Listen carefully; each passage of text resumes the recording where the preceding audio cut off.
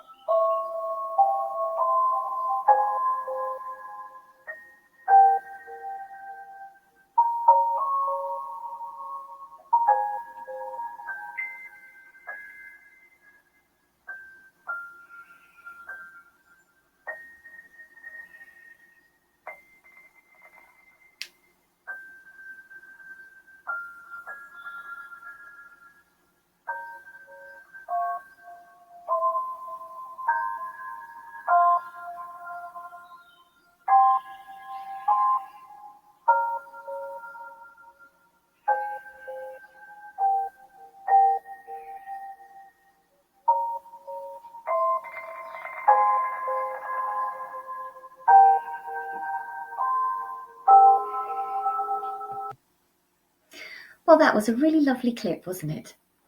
Now, to give you a bit of background information, tabula rasa actually means blank state. Do you think that that's a relevant title for this clip? Blank state. Well, it could be a reference to starting from scratch. What do you think? Tabula rasa means blank state. Do you think that's a good title for that particular clip? Okay, so what we've seen is we saw a robot in a sparse, alien, post-apocalyptic landscape. Now, what do I mean by that? Sparse, alien, post-apocalyptic.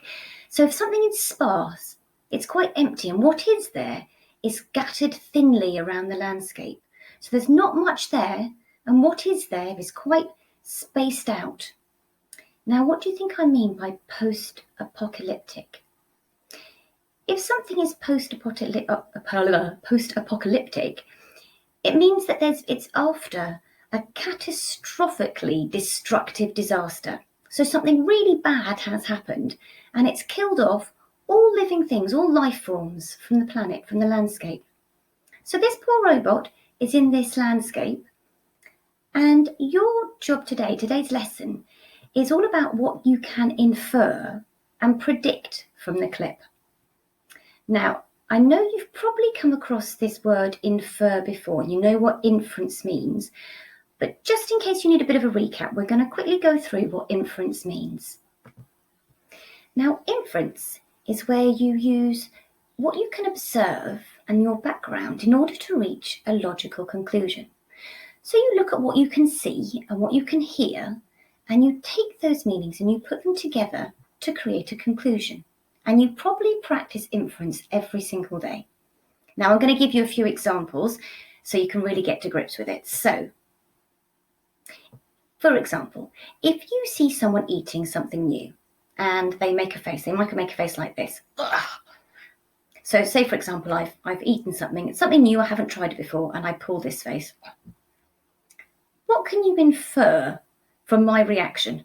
From my actions there, what can you infer? What do I think about that new food? Have a think. Well, it obviously means he doesn't like it, or I don't like it if it was me doing it. I didn't say I didn't like it. I didn't even tell you I thought it was disgusting, but the face that I pulled and the reaction I had let you infer that I didn't like it. Okay, we're going to have a look at another example. If someone leaves a room and slams the door behind them, what can you infer from that action?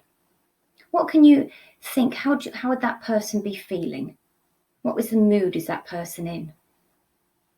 Have a think? Well, you can infer that he or she is upset about something. If someone leaves a room and they're not upset, they wouldn't necessarily slam the door. But if you're feeling angry or upset or frustrated, you may well slam the door behind you. If you are happy and jolly, you'll probably just skip out of the room. So from the action of slamming the door, you can infer that that person is upset. So you're going to be using your skills of inference to answer some questions. Now, because the film didn't have any speaking, you weren't told the answer to these questions. You have to use your observations. So you may need to go back and watch the film maybe one more time before you think about the answers, but that's up to you. So, looking at the first question, where do you think the film is set?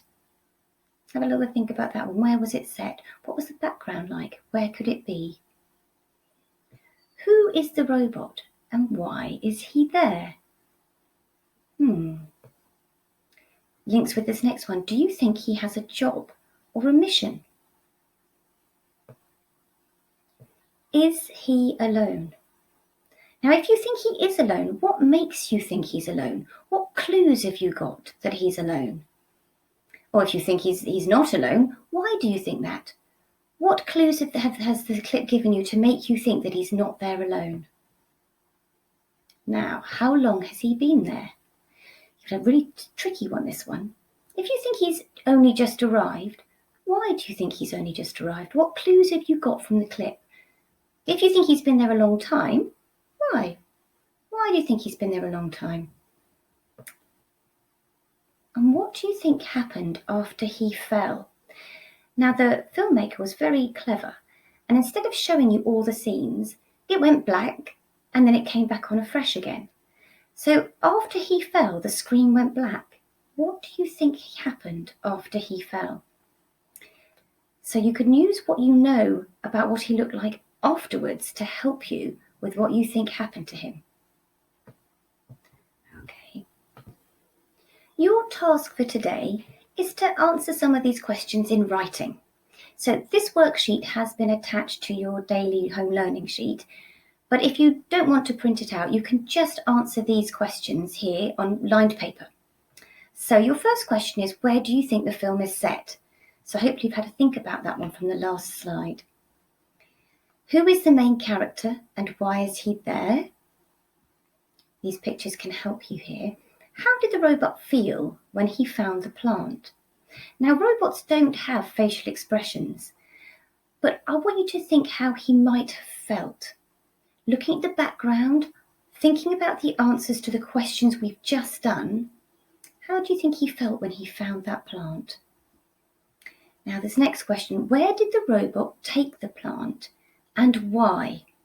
So the first part of that question is just taking it straight from what you've seen. Where did he take it? But why did he take it there?